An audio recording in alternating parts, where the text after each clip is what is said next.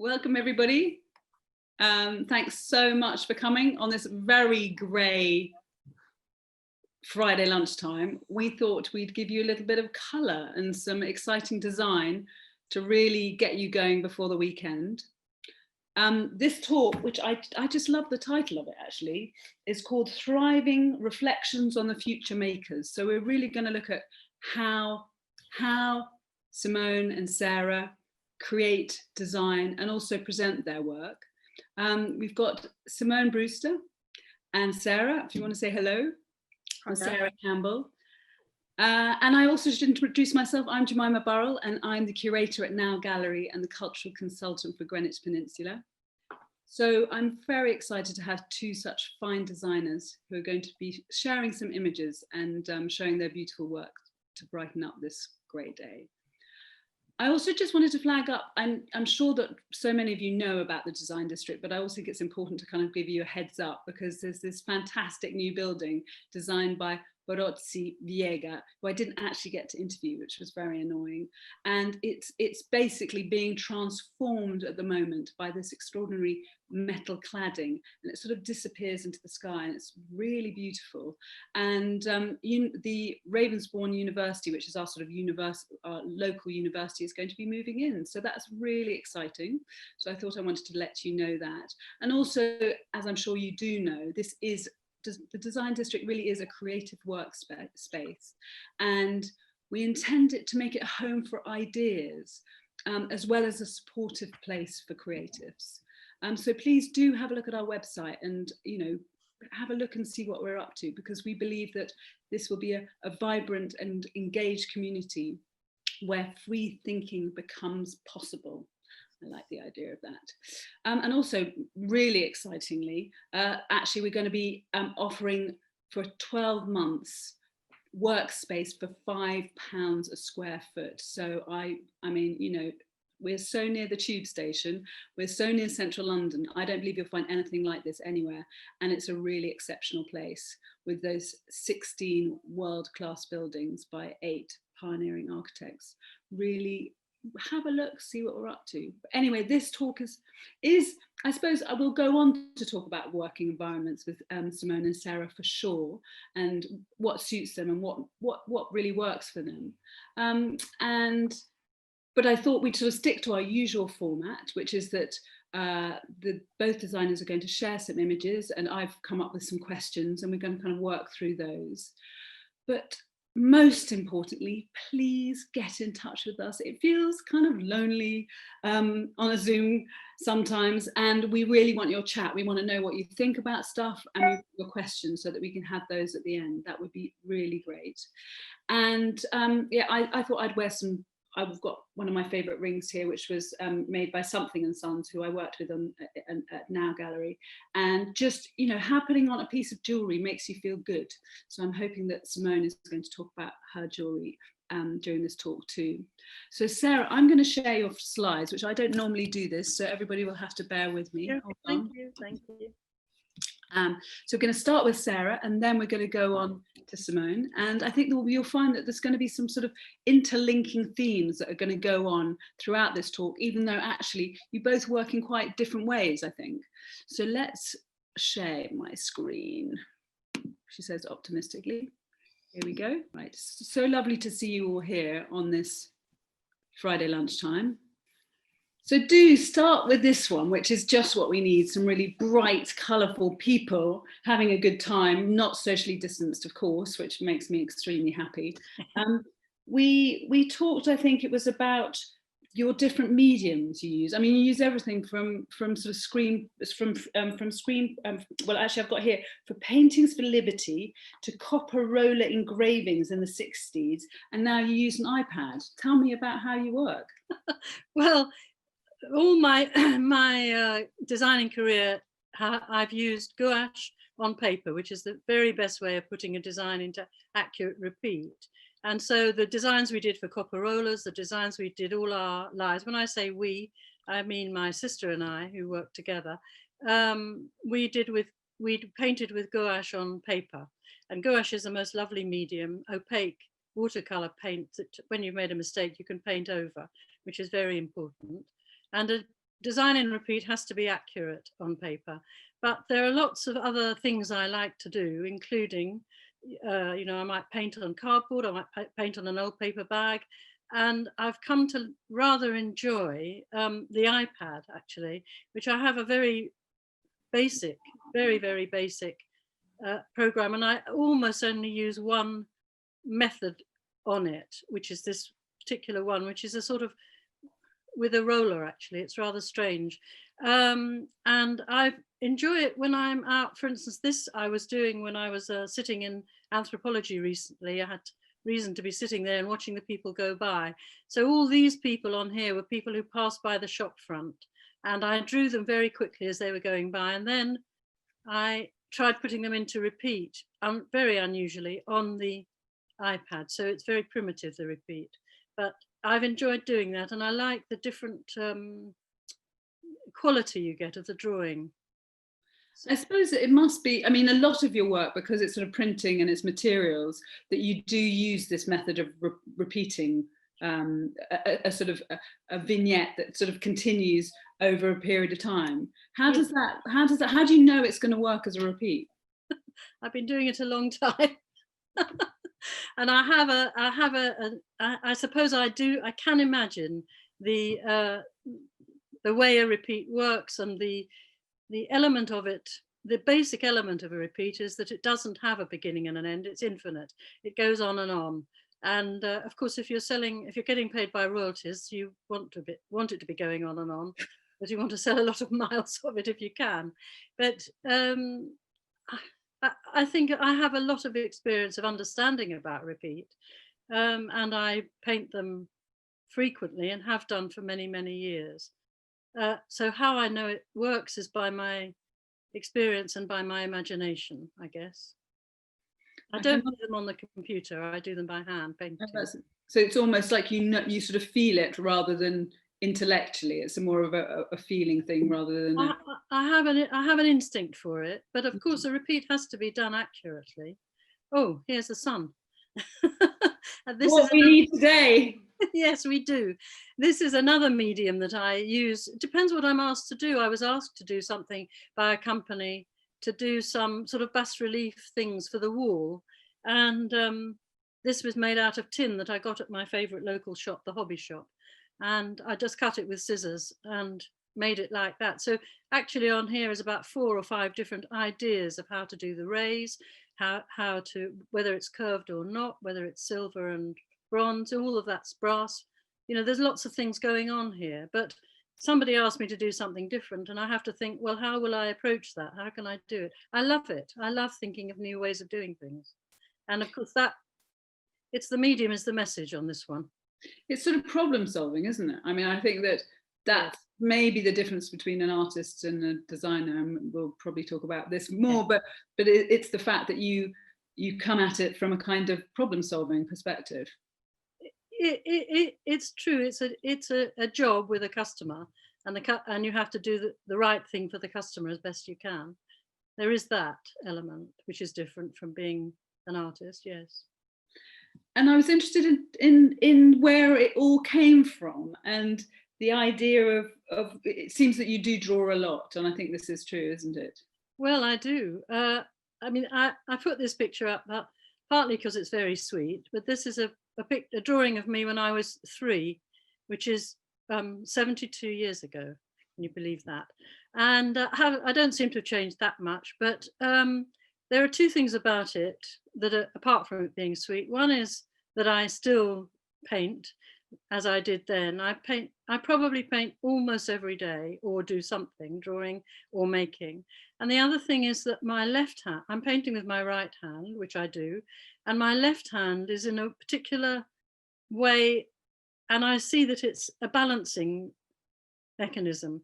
And when you're painting and when you're making a gesture or doing any of those things, you do actually have to have a balanced body. And I notice that balance must be absolutely instinctive. And I suspect that children are born with this. And if they get the chance, like I did, to go on with it, it's good. But that balanced hand, I didn't really think about that before until I looked again at this picture. And I noticed when I paint now, I can't help but try to get myself settled and balanced as I do it. But also what I love about is the intensity of the gaze. And I think that's something about being an artist or a designer, that kind of ability to lose yourself in what you're doing. Yes, it is. But I think that whole idea, and I'll be really interested to see what Simone thinks about this later, but the idea of how your body works as an artist, or how you kind of use your body to kind of feed, and because it's very physical. I think both of you, what you do is very physical. You're right. It is a very physical process. And in a way, this is about observation, which and being very involved in observation. And this was when I was about 8. And I used to sometimes go on holiday with my dad to where my granny lived by the sea, and we'd go mackerel fishing. And as you know, a fresh mackerel is a very beautiful thing. And he said, "Why don't you paint that one?" And so I tried, and he said, "Try and get the light off the scales." That was the challenge. Well, of course, I couldn't, but I tried, and I looked at it, and I thought that was an amazing challenge, because it's only through light that we see things. Things are defined by where the light lands, and it's very important. And the close observation that I had to do then has stayed with me, and I really value that question. The fact that I couldn't really do it is neither here nor there. It was a wonderful question or challenge that he put to me, and I value that still, and I still think about it. And again, I think something that's come up so much, just talking to architects over the last, however long, 6 months, is the importance of light. And I think that it's what, actually, it's almost the fact that light becomes the lack of colour there. And that's what brings the piece out. So I just think, yeah, it's such a lovely thing you've got. I know you've got a massive archive of stuff. I have. I have, and this one is personal. Yeah, it's great you've got that. Yeah. So the question I had here was really one that I think all of us artists are always thinking about, is how do you just do it? There's a great, if anybody hasn't read it, there's some fantastic letters from Sol DeWitt to Eva Hess, and basically one of them is just a sort of tirade of just get on with it, just make it, just do it.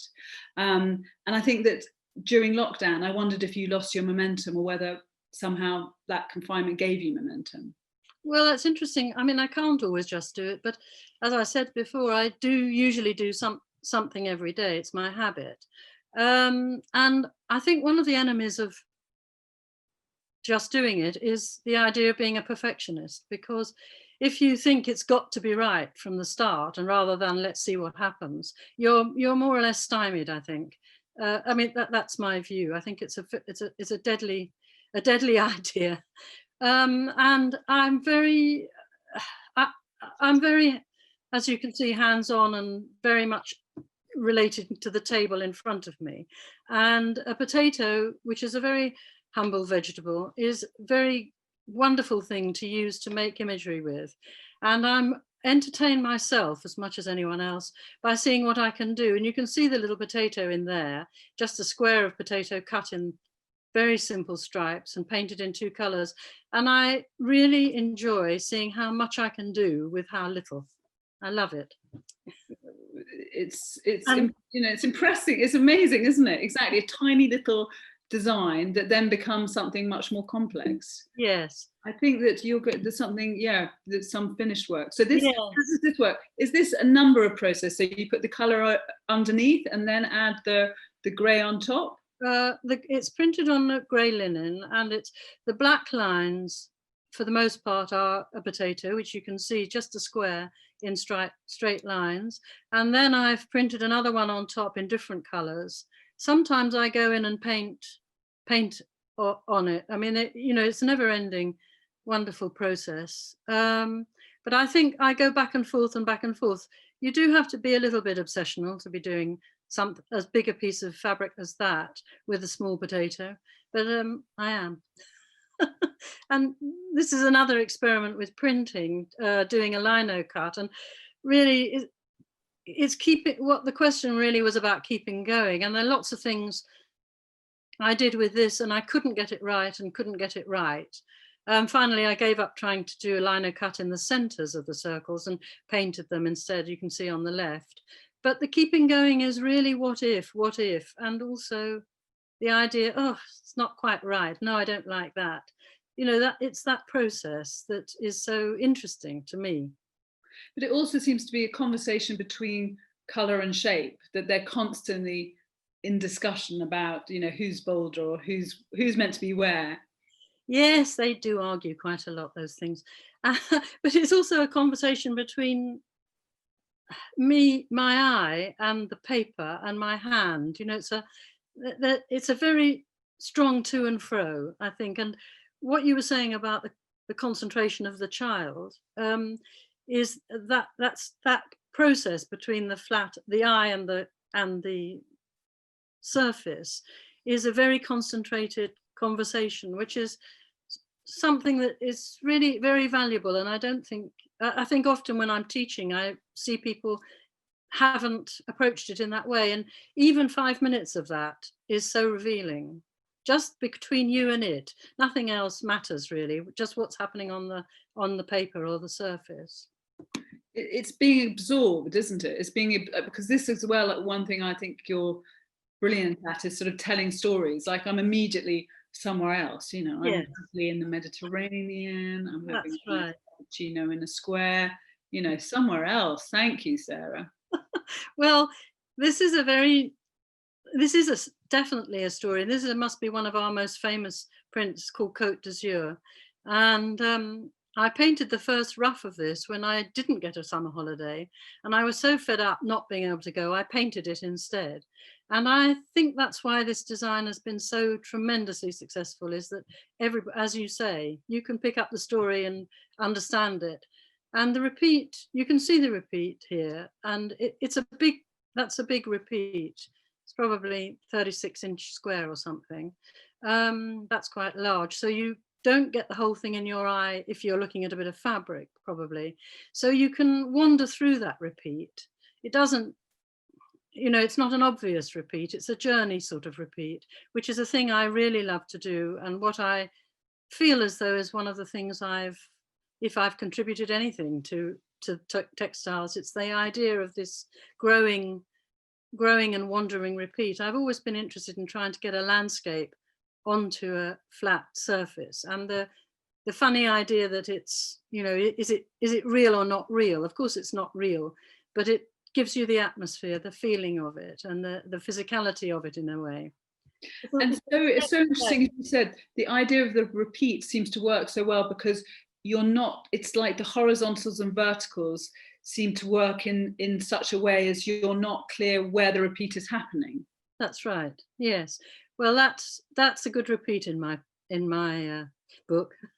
Yeah, I mean, the only way you can really tell is through the birds, and they're such a sort of lovely feature of it, and that kind of sense of freedom. And I think, again, looking at, you know, it's that thing about the complexity and the pattern, and then having some space to breathe, which I think the sort of space with the birds and the blue sky gives, which is so lovely. So that was that because I've got you know, about sort of family and being involved with your family, but we go off tangentially, which is fine. Yes. Oh, well, this is just I was looking at some little things from the old days, and I came across this bird, and I thought, well, of course, the bird is a famous messenger, starting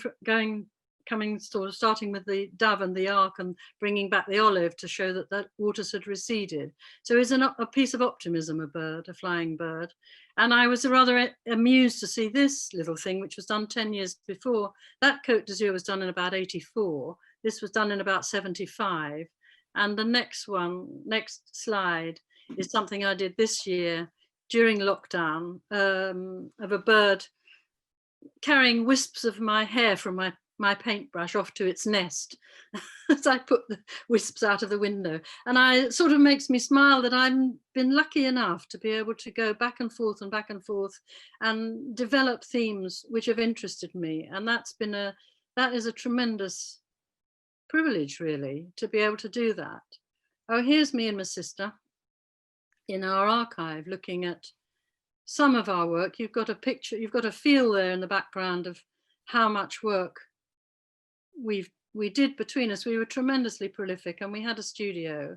And actually, for the first 50 years, well, we worked together for 50 years until she died in 2011. And for most of that time, I was sitting at my desk painting. So all my journeys were in my imagination, I guess you could say. That familial chat and having someone to bounce ideas off, which I think all of us who are creative, you know, you need someone to talk to. Yeah. Obviously, I'm sure you must have missed that, but have you found that you've been able to kind of move forward and create another way of working, or another dialogue with your work or with somebody else?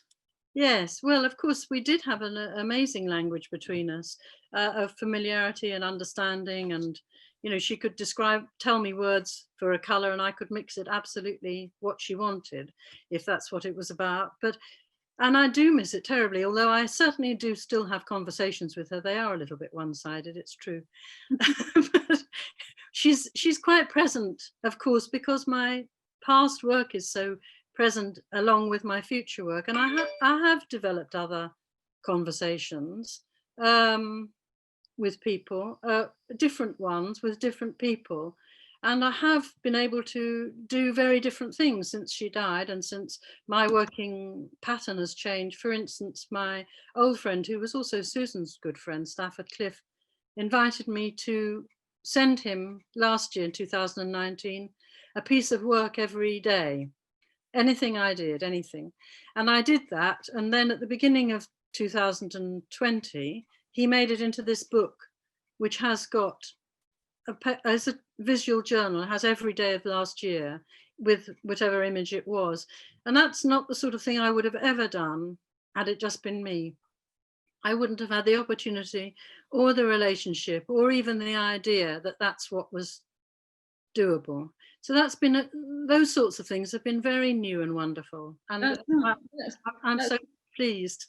Yeah, I think it's, yeah, exactly. It's giving opportunity, spaces left, and then it gives an opportunity for something else to come along. Well, I think when you're very close to somebody in a relationship, it may well be that you're like two trees growing very close together. So some branches just never can grow. And when one of them dies or it changes, those branches can begin to grow.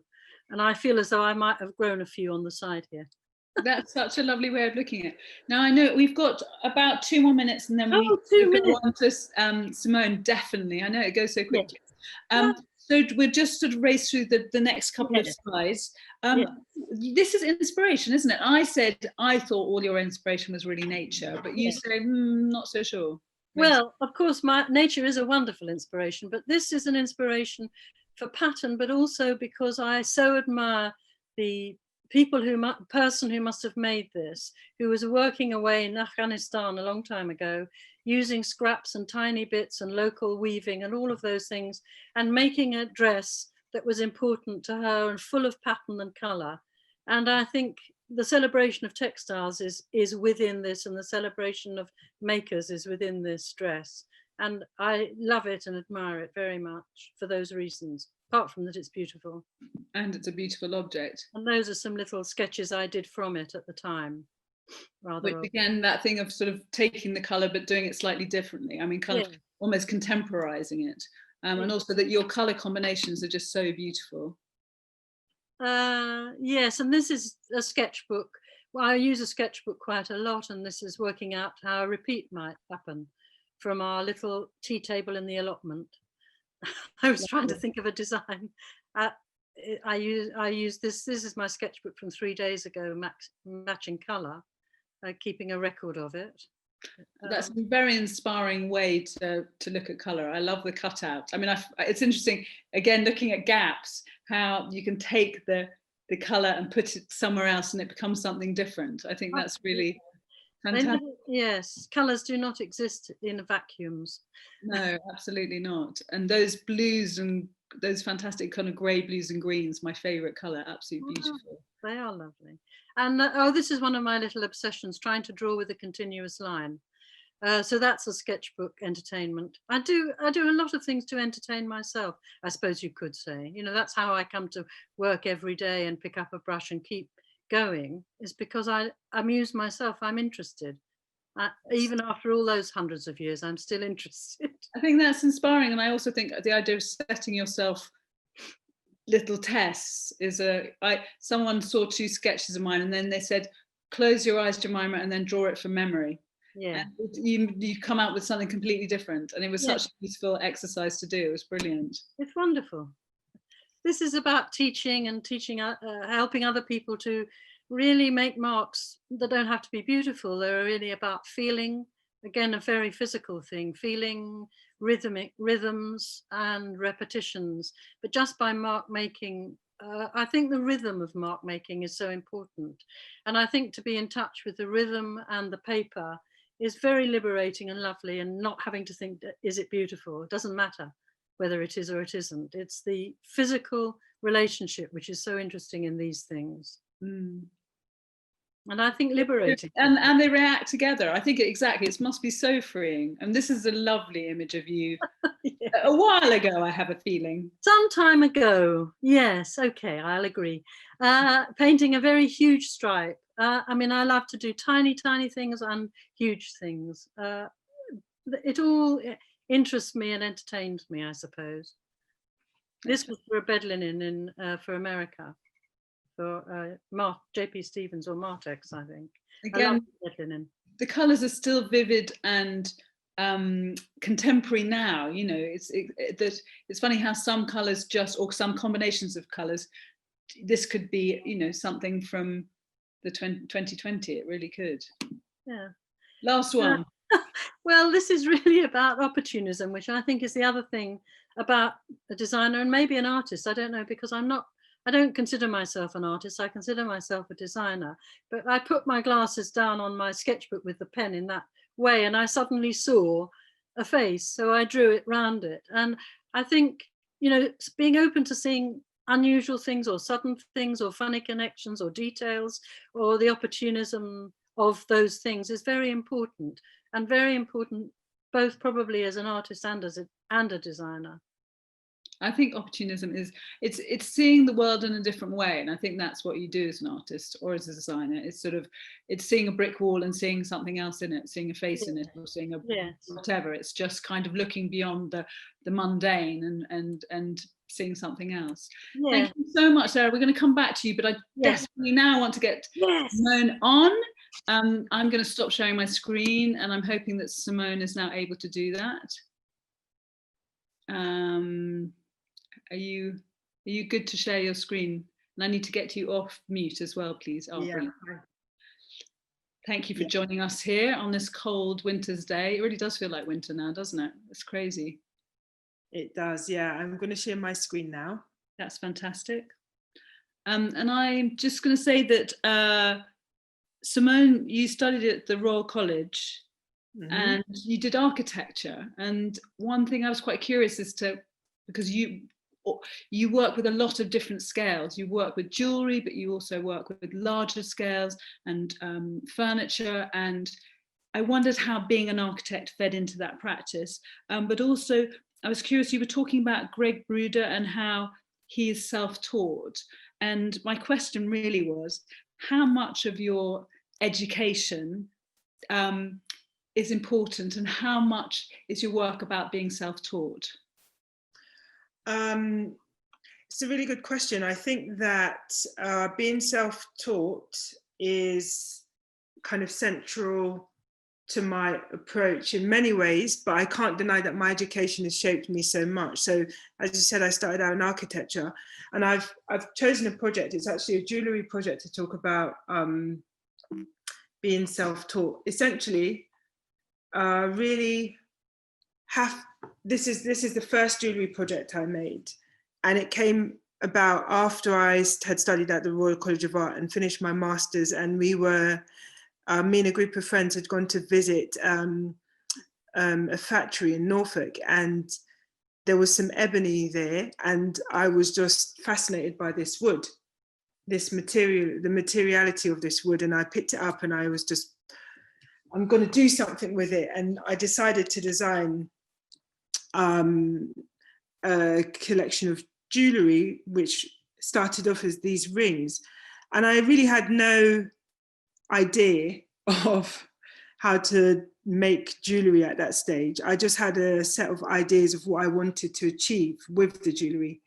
And the learning that took place there, I think that because I didn't know so many, let's say, rules, because I wasn't taught that you're meant to do things in a particular way, I kind of avoided a lot of the things I feel like you have to unlearn when you become your own creative. So this set of rings. So can you explain that again? So you felt like you had to unlearn what you'd been taught, or that you have to kind of find your true self, or what does that? I feel like when you go through a formal education within a subject, they teach you the do's and the don'ts. And you often have to unlearn, you have to learn the do's and don'ts, but then you have to unlearn them as well afterwards. So you can be free within the realms of that discipline.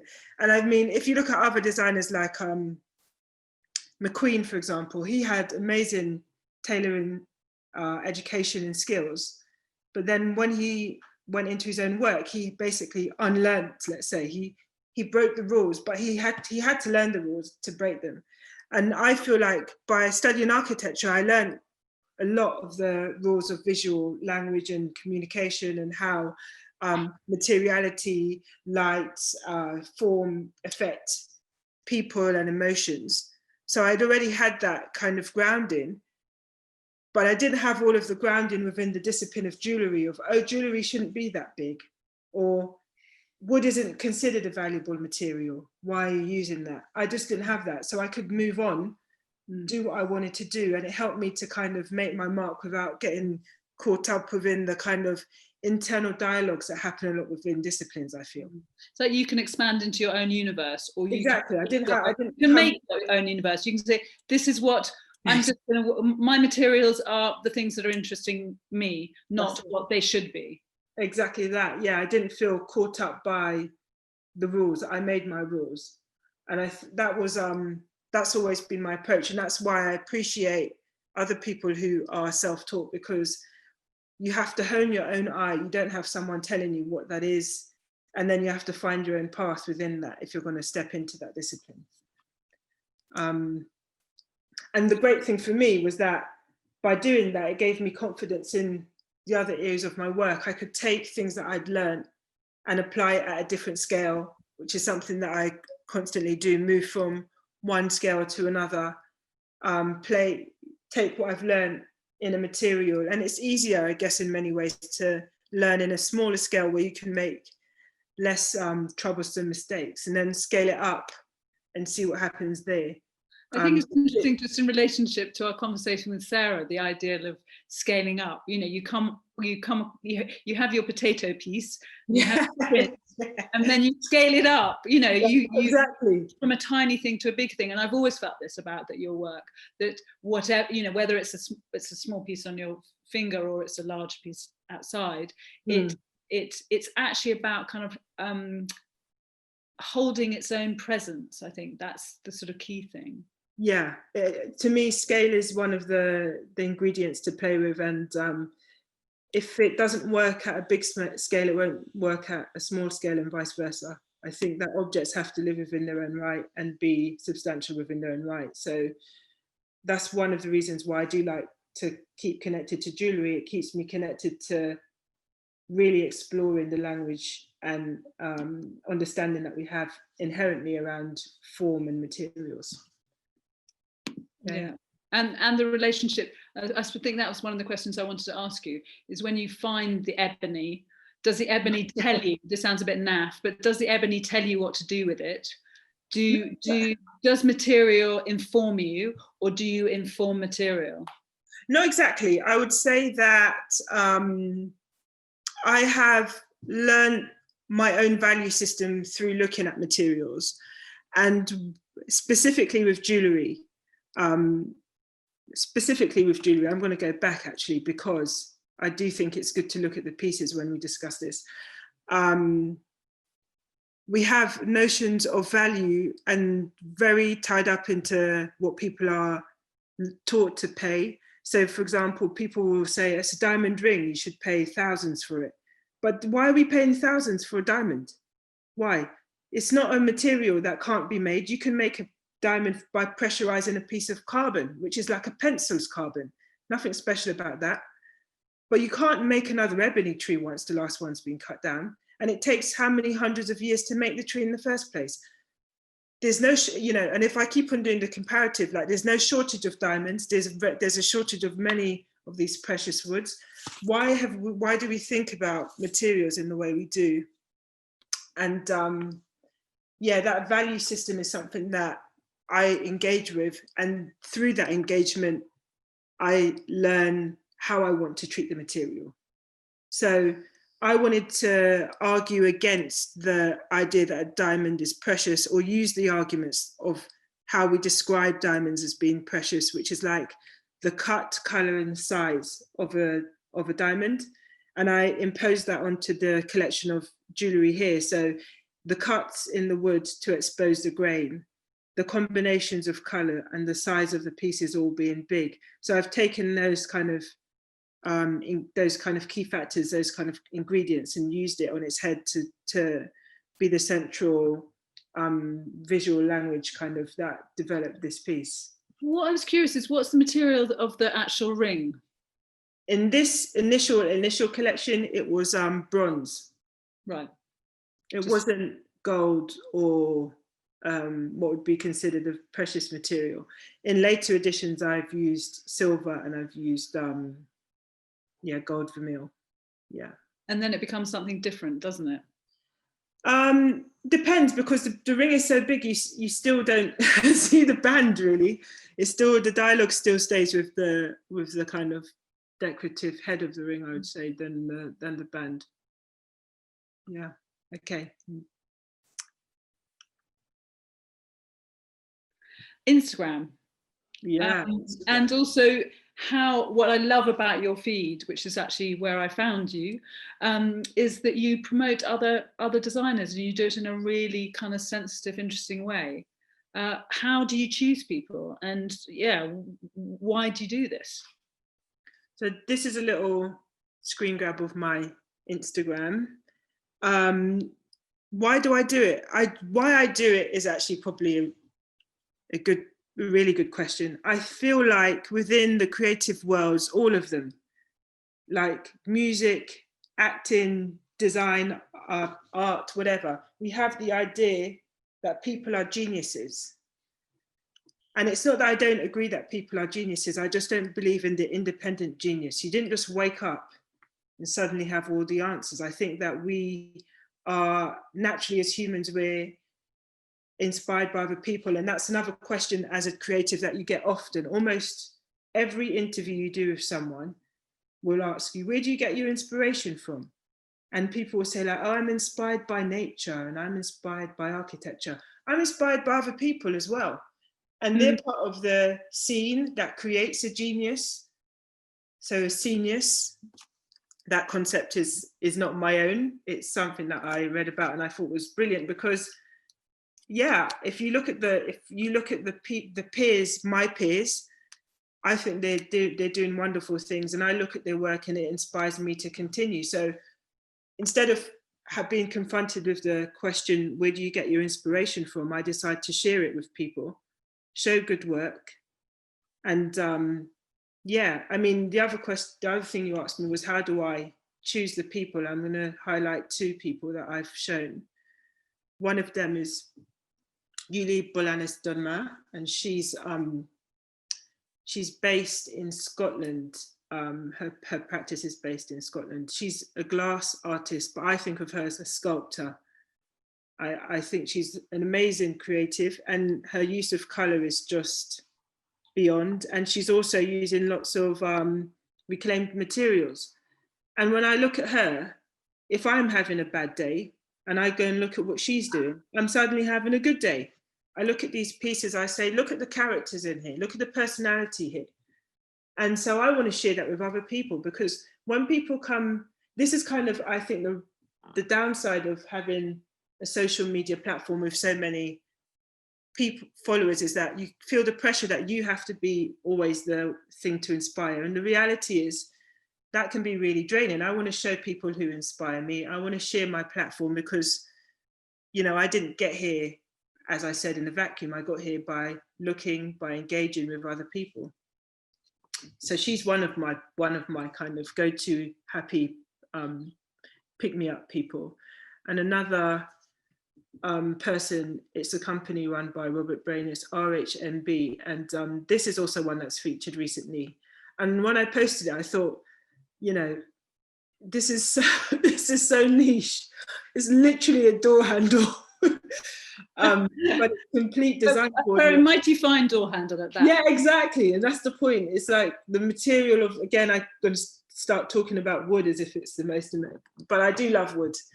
And then the grains that they've used and the cuts, and it's just, you know, it's fantastic. So I look at this, and this just makes me want to try and be better at whatever I'm doing. Yeah. I think it's, you know what it is? It's like being fed. I went to see Jennifer Parker and various other things at the Serpentine yesterday because I just needed to be fed by something else, by somebody else, to look at something really phenomenal that gives me creative nourishment. And I think that, yeah, it's kind of key, and people don't talk about it enough, and it's really lovely to see it here. Now, I'm aware that we kind of want to have some questions, so everybody, we need some questions. We've got a couple, I think, but it'd be lovely to have some more. We've probably only got about 10 more minutes. So okay. I wanted to kind of move you through. I'm going to kind of ask you less questions, but I'm incapable of doing it. But I think that the one thing that I'm curious about amongst many is how we're doing a project with Marana, which is called Meanings and Attachments, and it's about the significance of jewellery. Yeah. Why jewellery is significant, and I'd love you to talk a little bit about that. Okay, this is just another image by RHMB I'm going to go through. So jewellery, for me, it's an interesting question, because before I engaged with jewellery as a discipline where I started to make myself, I liked jewellery. I actually liked quite big pieces and colourful pieces. They were never really precious materials, maybe because I was also younger and I couldn't afford like big gold necklaces, but it was always quite bold. When I look at jewellery, if I look at outside of the confines of Western culture, because I feel like although the history of jewellery in Western culture is actually very rich, amazing, beautiful craft, we've kind of forgotten it, we've diluted it down. I'm always tempted to say it, but you know, we've got trinkets now as opposed to pieces, and I feel that's really disempowering. So I've got two images, and I might flick back between them, but you can see this one image of an Indian woman. This is a Nepalese woman wearing these powerful pieces, and I could have even had images of men wearing just as powerful pieces. What's interesting about, not for me, just the pieces that they're wearing, I love that these women are old or older. I hate the fact that we are representing jewelry as something always on a 20-year-old or younger person, which is completely ridiculous. Yeah. I love that they are carrying parts of their culture. I love that they're literally carrying it because they're wearing it, and it has value. It has monetary value. It has social status.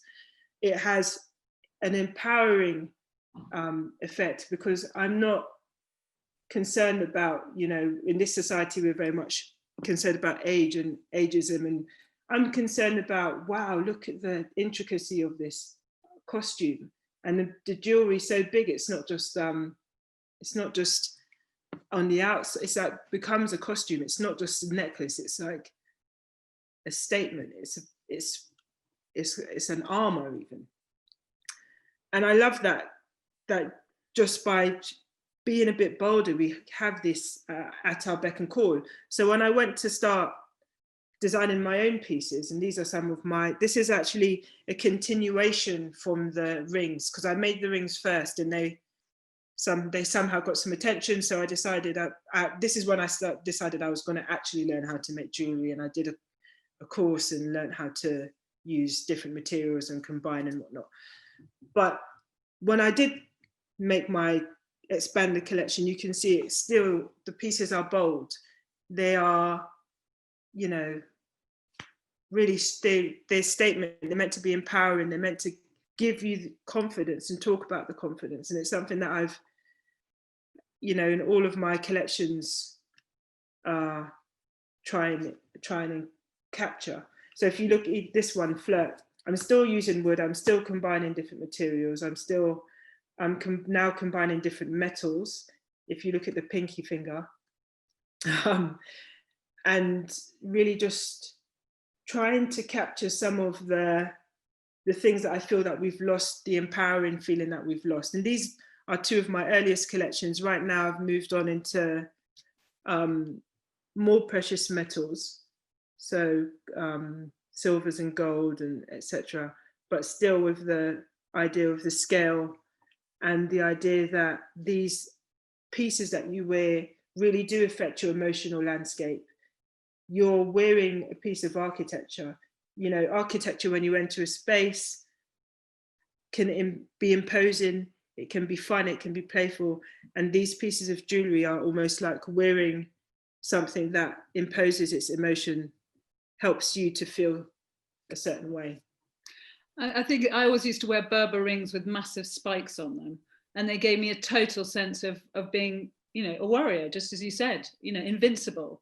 They gave me power. There's a lovely question here from Laura Ramsbottom, who says, Simone, is where your wood comes from something important to you?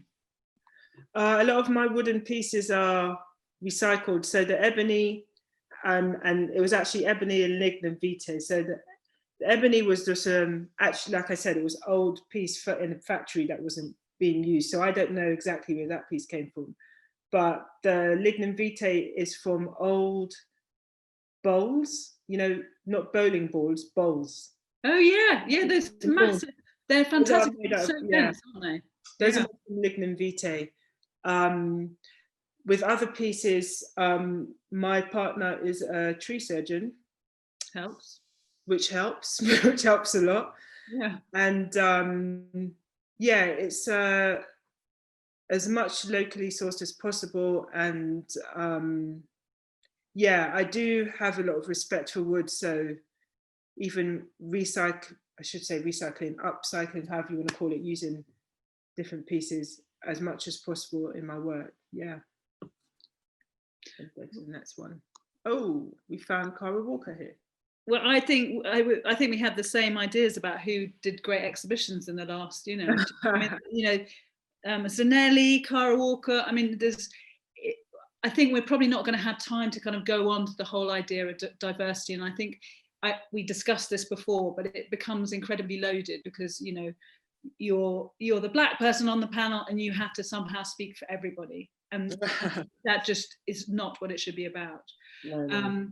And I think it's really interesting who you're talking about here as sort of inspiration and people who maybe you look at to inform your work, but maybe it's not about because they're Black, it's just about the fact they're really amazing artists. I have I love Cara Walker's work. I think she's really powerful. I'm impressed by like this piece in the Turbine Hall at the Tate was amazing. I think that it's, like you said, it's a weird one where you've got the dialogue of people being good Black artists and then they're just good artists. Both for me right now, as I feel like I'm going through a creative transition, I am looking at my peers who are Black and female and creative. But I also think it's because that's to do with it being a personal journey. But I think that, you know, these works are amazing, and I thought I'd just show them because, you know, people haven't necessarily seen them, and I think it's kind of a shame. This is Toyin Oji Adutola, who's an artist from Nigeria, and a lot of her pieces are are pencil works. And, you know, when I think about artists, I think that certain mediums are, you know, not accessible, but people don't normally think of pencil as a powerful medium. Oof, yeah, I think it can be so powerful though, can't it? I was thinking of Boswell work, who does so much beautiful pencil drawing. Amazing, yeah. And this last one is Zanele, like you said. I saw her first when I was in Amsterdam, actually, and it was, yeah, it was just as beautiful. This was one of the shows that really impacted me. I love, you can't capture it with one image, that's the thing. It's like, I could go into the whole backlog of this woman's work, but it made me, again, enjoy seeing someone realize a world and clarify a thought through their work, and it really encourages me to do the same. Okay. Oh, painting. Yeah, no, this is good. I'm glad we got it, because we are moving ahead, which I think is important.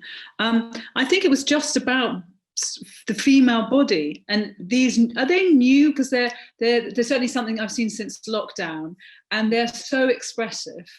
And so feminine and yet powerful.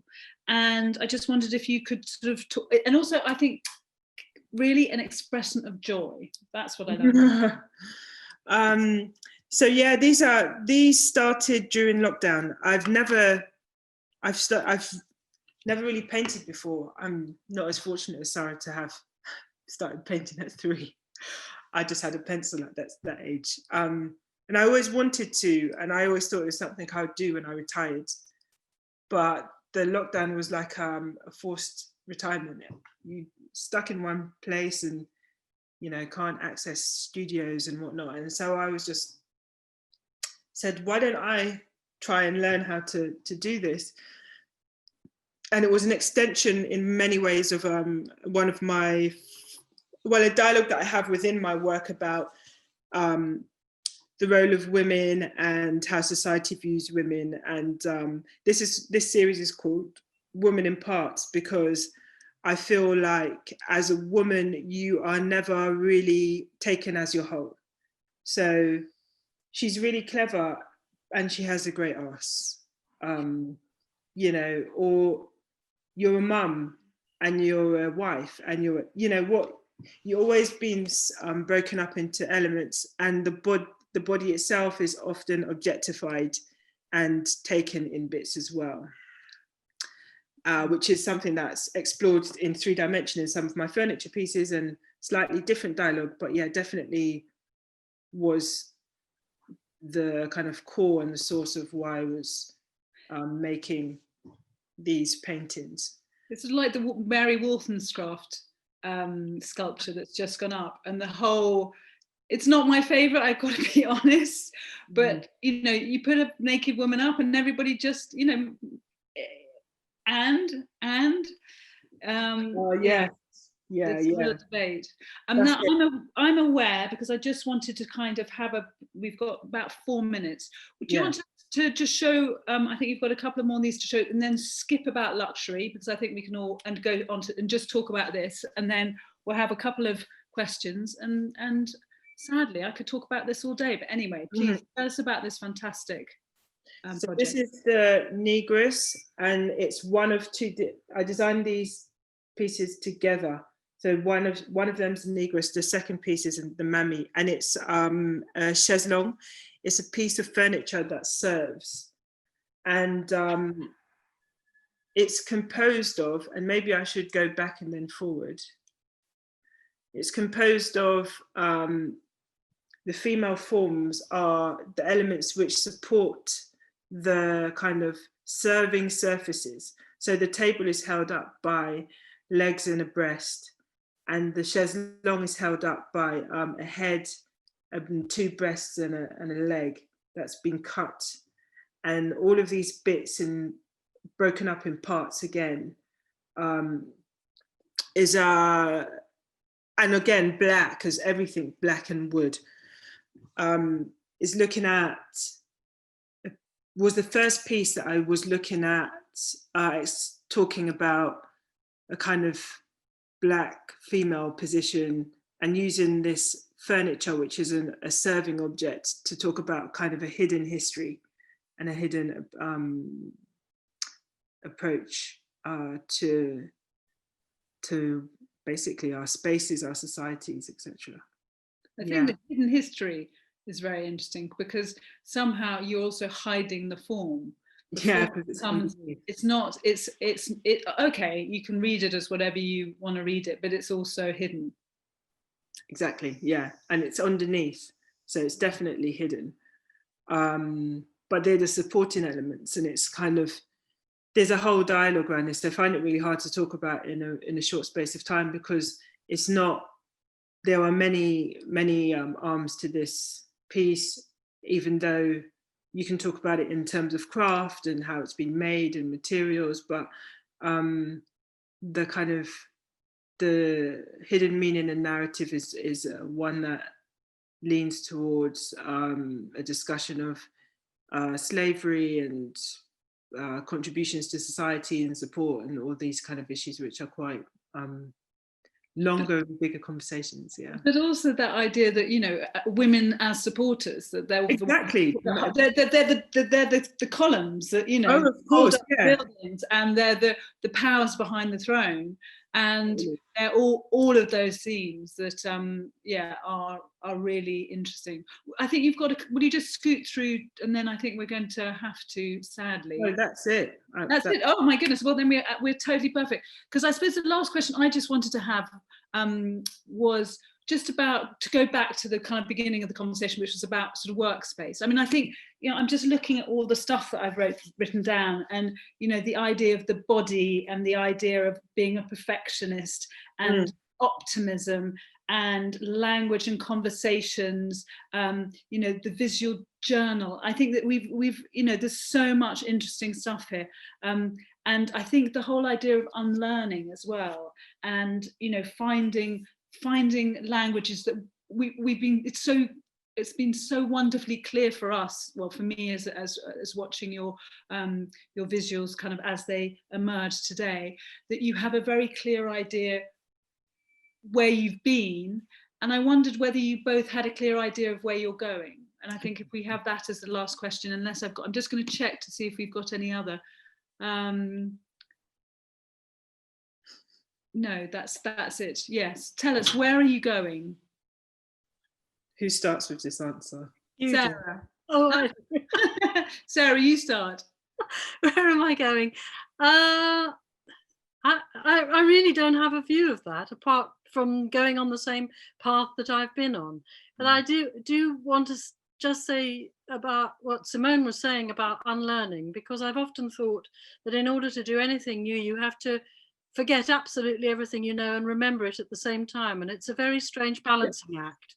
It's like being in a circus, the whole thing, because of the balance, both between the physical balance and the balance of what you know, what you don't, wish you didn't know, but you have to know, and then what you can then let in new. And I think that's such a wonderful thing to think about. And I was so pleased to hear you say that. I didn't have a formal education in textiles either at all. And so I think I came at it rather like you, for the value of what it was intrinsically, never mind what the others said. Totally, yeah. And for me, where am I going? Well, I would say also, I don't know, actually. I definitely think I'm in a transition phase right now. I think that I'm doing more and more work that is not based in function. So more painting is going to happen because it's happening, canvases happening, and then the dialogue is going to go back on itself. I already know kind of what I want to do, and make some sculptures that talk about the things that came up during this whole process of the Woman in Parts paintings. And, you know, this has been a crazy transformative year, and so many things happening that I think it would be slightly ridiculous of me to try and guess anything that was going to happen tomorrow, let alone in a year's time. So I think what I have to try and do is be productive, adaptive and engaged, and that's hopefully what I can continue to do. Brilliant. I think engaging with kind of, you know, your heart and your soul is just the most important. And someone said here, Laura Ramsbottom again, has said, such inspiring work from these both presenters. It's given me the impetus to work on creative projects this afternoon. Many thanks. So a massive thanks for you two. I think we all need that nurturing. We all need a sense that creativity is going on all the time out there, and we just have to pick up a pencil or a paintbrush and sort of get on with it. So thank you. I've just got one sort of, whatever it's called, housekeeping from the Design District, which is about, there's a nourishing, creative well-being from Venetia yoga, which is led by a wonderful teacher called Adam Hustler, and it's next Tuesday and the 8th of December at 8:15. So to reserve your place, go on to hello@designdistrict.co.uk. I think that will be wonderful, and again a little bit of nurturing, because quite frankly we all need it right now. Thank you so much everybody for joining us. We really appreciate it. You make these talks happen by just being there. Thank you so much, Sarah and Simone, for just, yeah, we could have gone on forever, I think. there was so much to talk about. So thank you very much, and have a good weekend. I hope it's a little bit warmer on Saturday, is all I can say.